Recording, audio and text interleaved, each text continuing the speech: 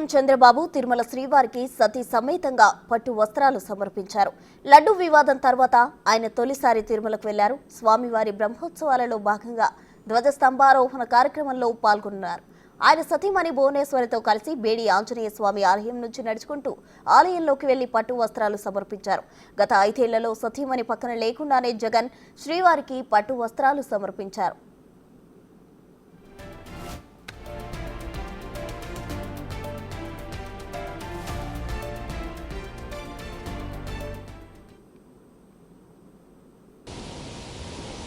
రాష్ట్రంలో, దేశంలో, ప్రపంచంలో ఉండే హిందువులందరికీ కూడా అభినందనలు.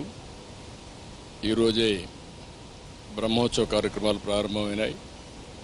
ఈ బ్రహ్మోత్సవ కార్యక్రమాలు 9 రోజులు జరుగుతుంది. అనేక వాహనాల్లో స్వామివారు ఇక్కడంతా కూడా ఈ వీధుల్లో కూడా తిరిగే పరిస్థితి, ఊరేగింపు జరిపే పరిస్థితి వస్తుంది. ఒక పవిత్రమైన భావంతో ఇక్కడికి వచ్చే భక్తులే కాకుండా ప్రపంచం కూడా వాచ్ చేసే పరిస్థితిలో ఉన్నారు. కలియుగ దేవుడు మనందరికి కూడా ఈ సమాజాన్ని అన్ని విధాల ఆదుకునే దైవం. నేను ఇప్పుడే కాకుండా నాకు ఒక అదృష్టం, అనేక సార్లు, అందరికంటే ఎక్కువ సార్లు బ్రహ్మోత్సవానికి వచ్చి దేవునికి ప్రభుత్వ తరపున లాంఛనాలు సమర్పించే అవకాశం వచ్చింది.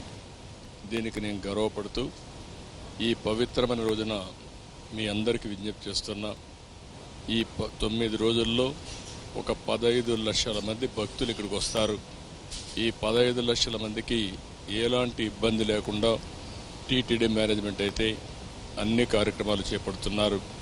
ఇక్కడ వసతి కానీ, పరిశుభ్రత కానీ, వచ్చిన వాళ్ళని అన్ని విధాల జాగ్రత్తగా చూసుకునే విధంగా అన్ని కార్యక్రమాలు సుజావుగా జరుగుతాయి.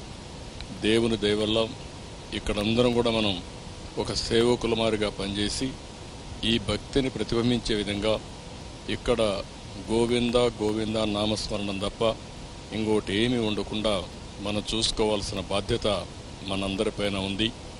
అలాంటి పవిత్రమైన కార్యక్రమంలో ఎవరైతే మనం భాగస్వాములు అవుతామో అది చరిత్రలో మనం మిగిలిపోయే పరిస్థితి వస్తుంది. దేవుడు ఆశీస్సులు మెండుగా ఉంటాయి.